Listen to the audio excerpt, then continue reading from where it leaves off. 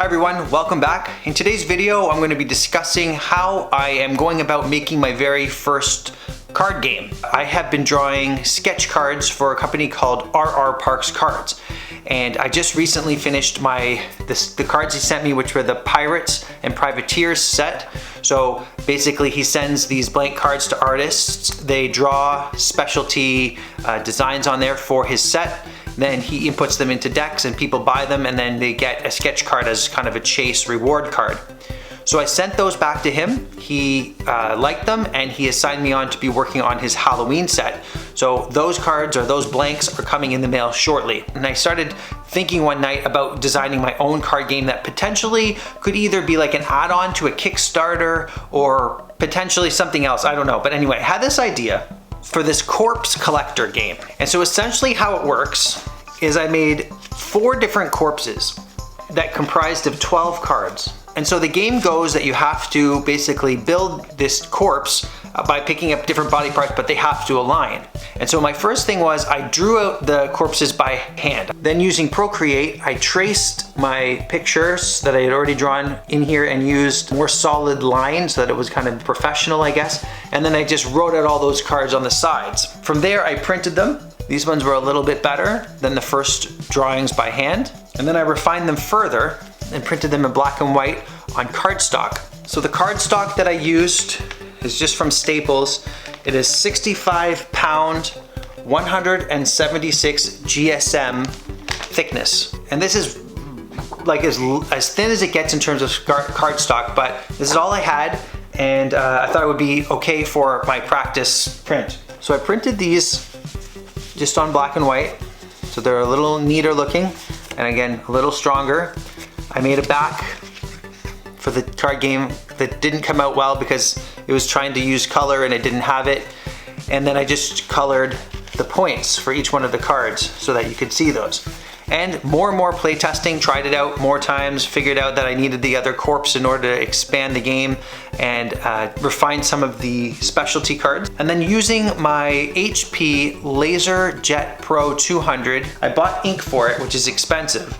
But I printed out my cards all in color. I colored them all on the iPad, kept them simple, created a bit of a border for them, and I've called the game Dr. Udi's Corpse Collector card game. So this is actually it's not gonna be the final back. I've changed the back already since these, but I've been practicing with these and I put them into little penny sleeves. And you can buy like 500 of them for $5, and they're really easy to put your cards into and practice with, and keeps those cards in good shape. So my deck is, so far, it was 74 cards, and I've removed a number now, so I'm down to about 66.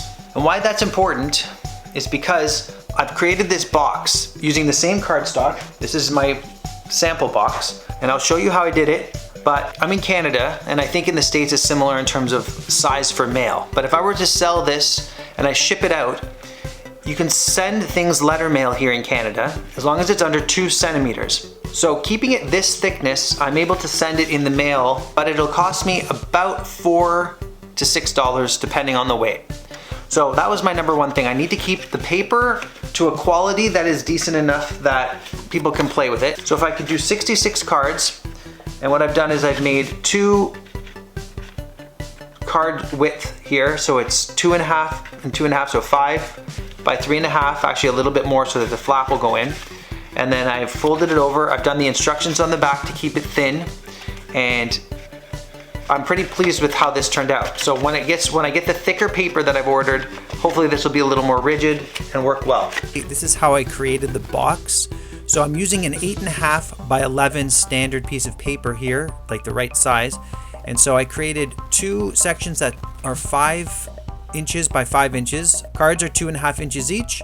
So you double that, obviously, to make the 5 for the front and the back. And then because you have 1 inch left over, you have to divide that by 3.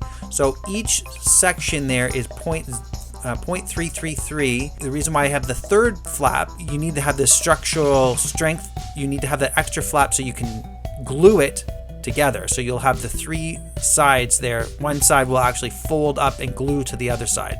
So at most I can have, using an 8.5 by 11 page, is a 0.333 thickness of a box.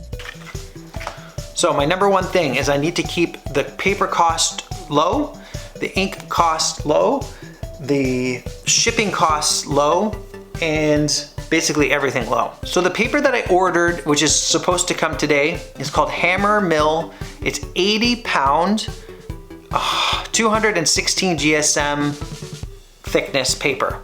So it is definitely a step up, or I haven't tried it yet, but from what I've been reading, it's a step up from this.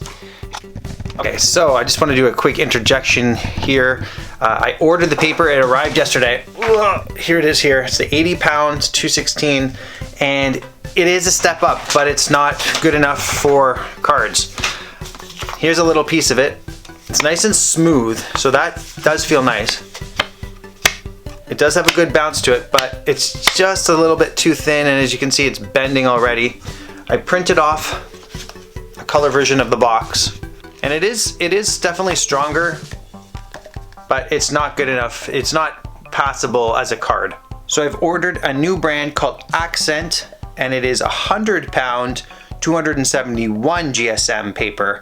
And the reason why I'm not going any more than that is because I don't know if it'll go through the printer. So I'm trying that one next. And I'm gonna be selling this hopefully as an indie game. It's not gonna be super professional, but based on the gameplay, I think you'll get enough use out of it. And if I can keep the price low enough, then people won't be upset if it only lasts a year or two and then they need to replace it. So that's where I'm at so far in my game. I'm pretty pleased with it. I've been kind of obsessing over it. It's been kind of about 3 weeks since I started. It'd be a lot easier if I could just sell it to like a publisher or something.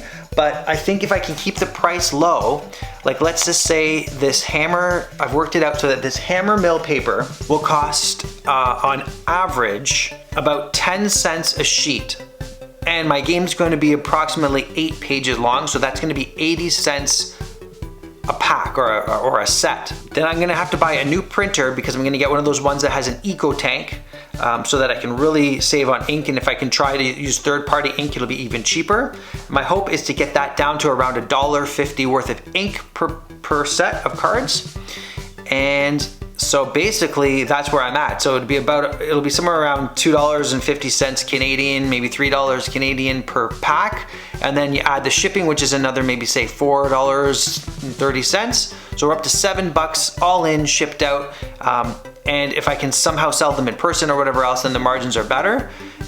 It's not, obviously not huge margins, and it's still gonna be a lot of work having to fold all the boxes and everything, but it's definitely worth pursuing, in my opinion. I'm enjoying it so far, and we'll see. If it takes off or something, maybe I would, give it to a publisher if it ever got to that point. Anyway, stay tuned for my progress, my next updates on the cards. The new paper will be coming soon. I'm gonna be showing a new printer that I'm gonna be getting shortly. And follow me on Instagram so you can see my updates on there. They'll be up sooner than my YouTube videos. All right, thanks for watching everyone, and I'll see you in the next one.